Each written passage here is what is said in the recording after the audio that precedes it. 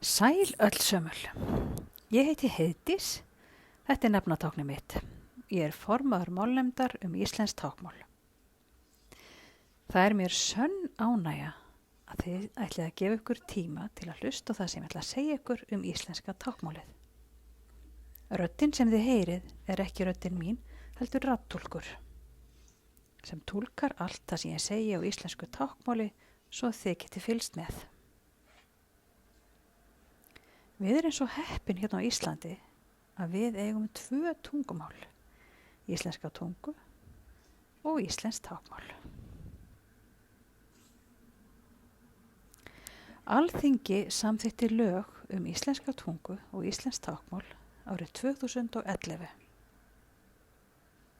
Í grein 13 í þeim lögum segir að íslenska táknmálið og íslensk tunga séu jafn rétt há til tjáninga í samskiptum og óheimilt sé að mismuna eftir því hvort málið er notað.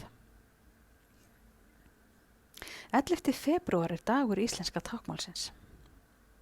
Íslenska táknmálið er eitt af fjölmörgum táknmálum í heiminum.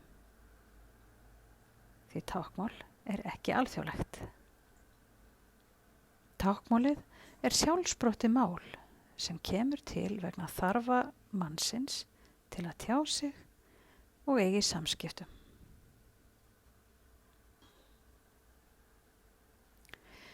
Íslenska táknmálið er eina hefðbundna minnihluttamálið hér á Íslandi.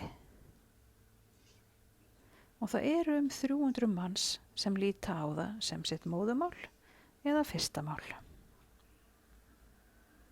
Það eru þó mun fleiri sem nota íslenskt táknmál til daglegra samskipta, til dæmis vinnufélagar, fjölskyldur, vinir og fólk sem vinnur í táknmálsamfélaginu.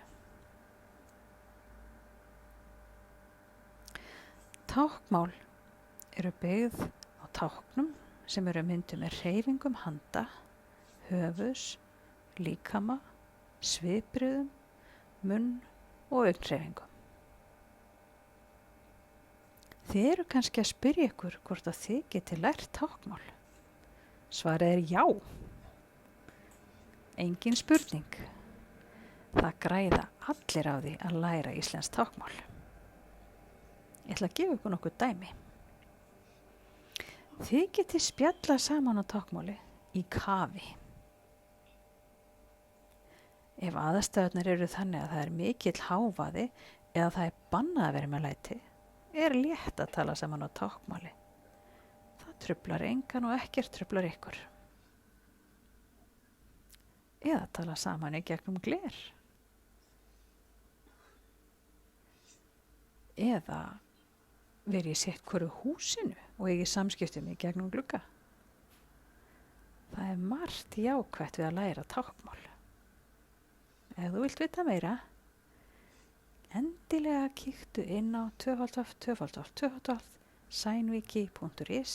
Þar finnur alls konar efni táknmálið. Takk fyrir að horfa.